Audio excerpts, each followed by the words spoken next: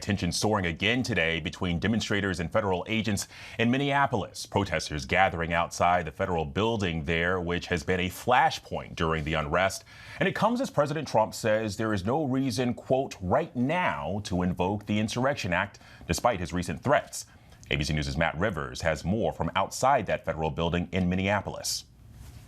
Hey, Alex, so we're outside of the federal building here in Minneapolis, joined by several dozen protesters who have had a very consistent presence here for well over a week now. And the message is clear. Every single time a car very obviously carrying immigration enforcement officials comes out of that complex to my left, they are met with a slew of expletives, whistles, shouting, the message consistent: get out of our city, quit your job, and a lot of things I can't say on television as well. So, this is the kind of scene that's been here for a while, and this has been a point of tension, no question, for a while now. You can hear, like, there's a car turning right now, and you can hear everyone's yelling, everyone's screaming. That's the kind of thing that happens consistently as people turn out of there. I just saw an immigration official leaning out of the car there just now with some sort of Bluetooth speaker, almost antagonizing the crowd as they went by. So this is clearly a tense time outside of this federal building. We have seen tear gas deployed here in recent days. None so far, at least for the moment, but that could change at any time, no question about it,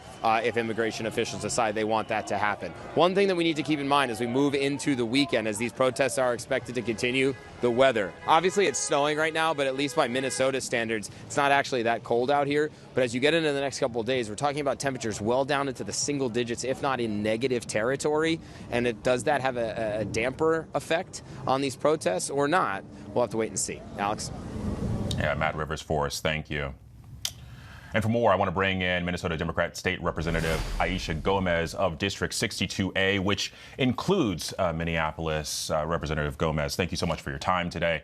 But first, I'm curious, what are you hearing on the ground there from your constituents that concerns you most right now?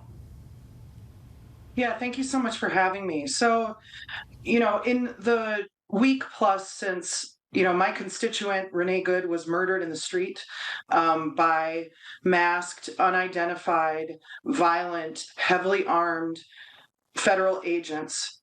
In that week, what we have seen is an acceleration of what was already an incredibly brutal operation in our city.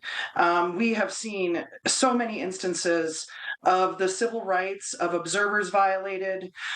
We've seen violent abductions. Customs and Border Patrol maced a crowd at high school dismissal the same day that they murdered my constituent, Renee Good, in the street, an unarmed observer who was trying to comply with their orders to leave the scene. And so there are a lot of concerns in the community.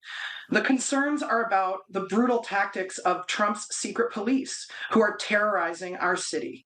As your reporter mentioned, there are chemical munitions being used, including tear gas, which is banned by the Geneva Convention. I and every other neighbor of mine that has been anywhere near the scene of one of these brutal attacks of observers have had chemical munitions used on us. I've been shoved by a federal agent, and I'll never know who he was, because he's operating with impunity in my community with his identity obscured. And so it's obvious that Trump's authoritarian, tyrannical regime is trying to make an example of Minneapolis. Well, but the other thing that's happening, if I may, Sure. The other thing that's happening in our streets that I think is very important for your viewers to understand, in addition to the fact that in residential areas of a major American city, we have masked secret police attacking U.S. citizens, but they're trying to deter us. They're trying to intimidate my community, and we're not having it. Since they murdered Renee Good, tens of thousands of my fellow residents have mobilized. We go out, we have whistles, we keep an eye on our neighbors, we show up for each other, and we're not going to be intimidated in this moment. We're not going to be intimidated by this regime. I was going to ask you, so with these concerns, are there things that lawmakers there in Minnesota are working on to kind of address some of the safety reassurances that your community has asked for? Well, that's a great question. And unfortunately, I got into politics because I believe that state policymaking is a place to improve the material conditions of people's lives. And I devote my time and energy to that. The reality is that The tools of state and local lawmaking, as powerful as they are to make a difference in the lives of our constituents, are not tools that are going to protect our people when we have an incursion. I mean, this is an invasion. This is a militarized invasion of a U.S. city. And so I just think it's very important that your viewers across the country understand this.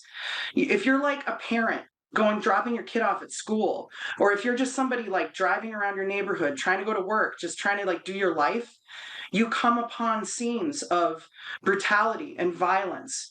And so the idea that the president is saying somebody's lost control of public safety in Minnesota. Well, there's no insurrection happening in Minnesota. The threat to public safety is Trump's secret police terrorizing our neighbors. And as I said, like, Minneapolis is not, we're being made an example of, right? But there's nothing special about us. There's nothing to stop this exact scene from playing out in your city, in any city across this country, because a decision has been made to cut the health care of tens of millions of Americans in order to fund this secret police force there to play out the authoritarian impulses of the president and give corporate tax cuts to the biggest corporations in our country, and we're not going to stand for it. And State Rep, I hear your concerns here. I hear your frustrations. It's something that's been echoed by the mayor there in Minneapolis, also echoed by the governor. But I do appreciate you sharing your thoughts today. Thank you.